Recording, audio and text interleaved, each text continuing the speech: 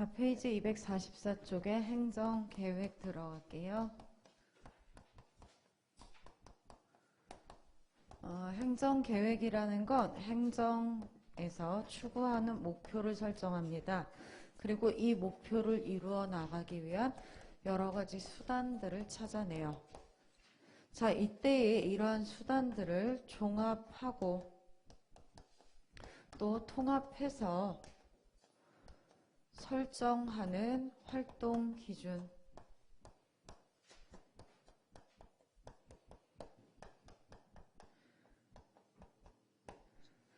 자, 목표를 설정하고 그 목표를 이루어 나가기 위한 수단들을 찾아서 수단들을 종합하고 통합해서 만들어내는 활동 기준을 가리켜서 행정계획이라고 하는데요. 자, 요건 학자들에 의해서 만들어진 개념이 아니라 우리 판례에서 인정하고 있는 그런 행정계획의 개념이다. 이렇게 보시면 되겠습니다. 자, 실제로 행정계획은요, 목표를 설정하는 기능을 가지고 있고 수단을 통합하고 종합하는 기능을 가지고 있다라고 보시면 돼요. 자, 이러한 행정계획의 법적 성질에 대해서는 학자들 간에 여러 가지 견해의 다툼이 있는데요. 그 중에서 현재의 다수설과 대법원의 입장은 행정계획은 여러 가지의 성질을 가지고 있다라는 거예요. 따라서 개별적으로 검토해서 성질을 파악해야 된다. 이렇게 보고 있고요. 이게 현재의 다수설 대법원의 입장입니다. 자, 이러한 복수 성질설에 따라서 행정계획을 나눴을 때 어떤 행정계획은 처분성을 갖게 되고요. 또 어떤 행정계획은 처분이 아니다. 이렇게 결론이 나 있는데요. 우리 책 244쪽부터 254쪽까지 보면 1번부터 7번까지의 판례들은 행정계획으로서 처분성이 인정된 사례들을 써놓은 것이고요. 8번부터 11번까지는 처분성이 인정되지 않은 사안들이다 라고 보시면 되겠습니다.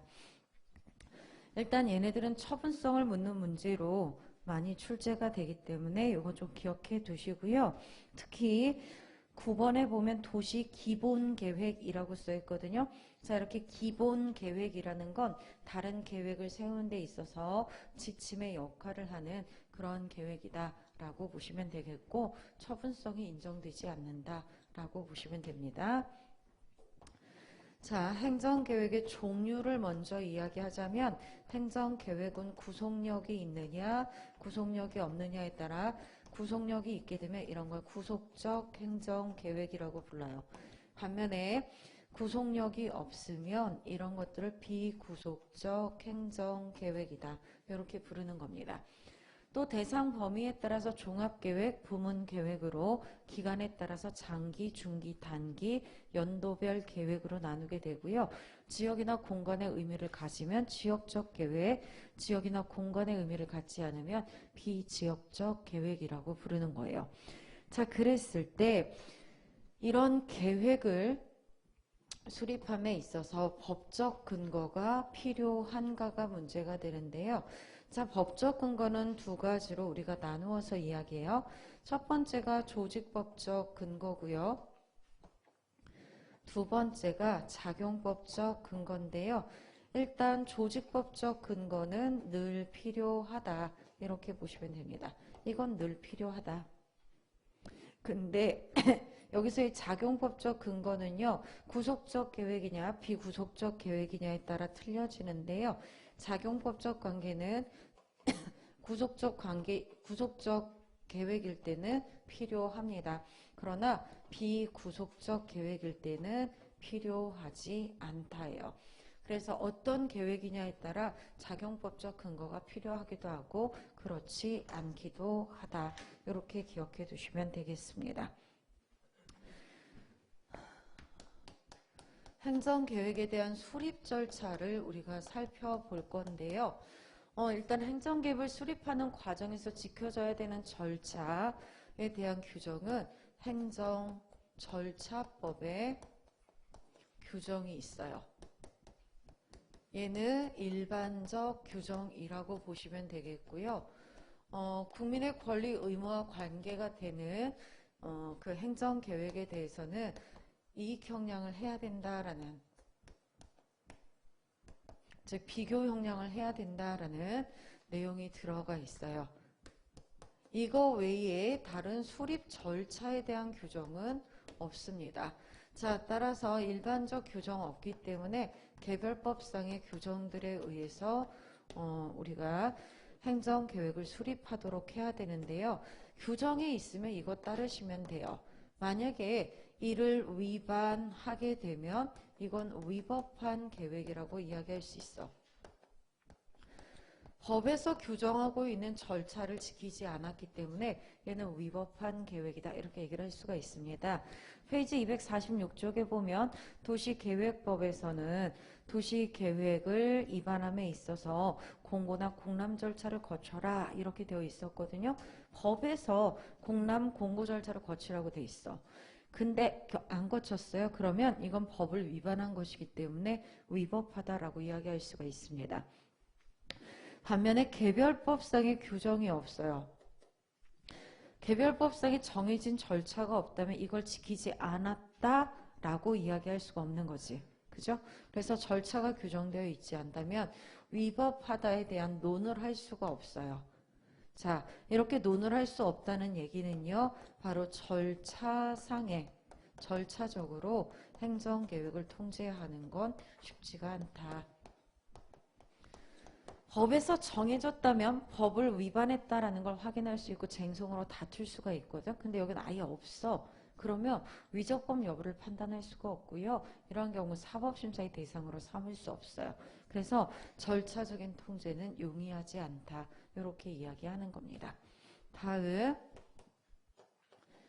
계획 법규의 모습을 보자면 일반적으로 행정계획과 관련되는 법규는요. 요건과 효과의 규정으로 되어 있어요. 일단 계획법규 같은 경우는 요건 쪽에 무엇이 들어가 있냐면 무엇을 위해서라고 해서요. 행정이 추구하는 목적들이 들어갑니다. 그리고 효과 쪽에는요. 이런 목표를 이루기 위해서 이렇게 합시다 라고 해갖고요. 수단적인 부분들이 들어간다라는 거야. 그래서 우리가 계획법규를 가리켜서 목적 프로그램이다.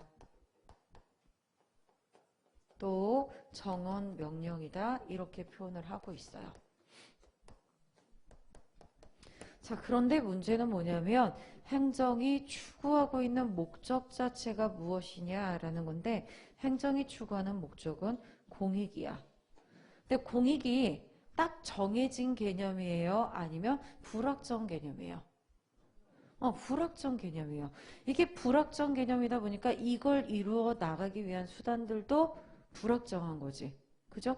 경우에 따라서 계속 달라진다라는 거야. 그러면 여기에 부여되어 있는 재량성은요. 일반적인 재량성보다는 훨씬 많다라고 이야기할 수 있겠지. 얘가 어떻게 규정되느냐에 따라 이 방법이 달라지는 거잖아요. 그죠? 자, 예를 들면 우리가 전에 도로교통법 제93조를 이야기하면서 음주운전을 했을 때 음주운전을 하면 면허 취소를 하거나 1년 이내에 범위에서 면허 정지를 시킬 수 있다. 이렇게 이야기했었어요. 이것도 재량상이라 그랬죠. 그런데 여기서의 재량은 넓어요, 좁아요? 면허 취소나 면허 정지 둘 중에 하나 선택하는 문제고 하거나 하지 않거나 이렇게 두 개 중에서 선택하는 문제야. 그러니까 선택권의 범위가 넓지가 않아. 그런데 여기는 공익이라는 개념이 워낙에 불확정 개념이다 보니까 이걸 이루기 위한 이 개념도 굉장히 다양해진다는 거야. 일반적인 행정법규보다 이쪽의 재량의 범위가 훨씬 넓다라고 이야기할 수 있고요. 이 속에 넣을 수 있는 게 무궁하다라는 얘기를 할 수가 있는 거야.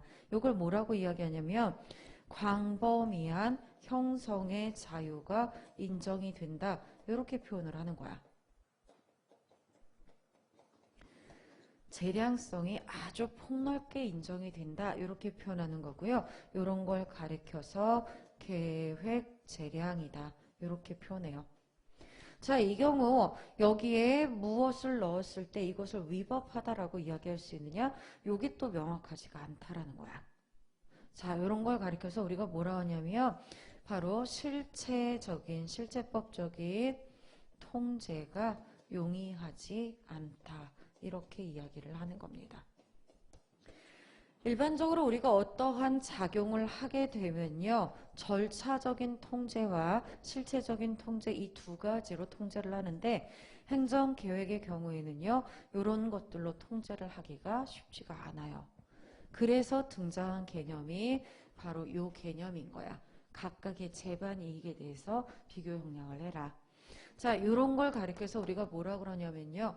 형량, 명령, 원리라고 이야기합니다. 행정계획이 수립됐어요. 계획이 수립됐어요. 그러면 이것 때문에 발생하는 여러 가지 재반 이익들이 있을 거예요. 자, 이 재반 이익들 간에 이익 형량을 해봐야 된다라는 원리. 요게 바로 형량 명령 원리다. 이렇게 이야기하는 거야.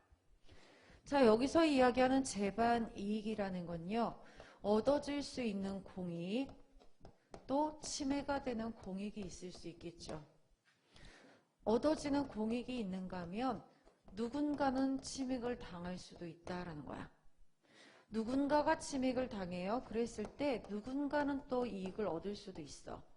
자, 그랬을 때 이런 공익과 공익관, 공익과 사익관, 사익과 사익관 사이에 이렇게 이익 형량을 해봐야 된다라는 원리, 이게 바로 형량, 명령 원리야. 자, 그런데 이렇게 이익 형량을 해야 됨에도 불구하고요. 만약에 전혀 이익 형량을 하지 않았어요. 이런 상태를 가리켜서 형량의 혜택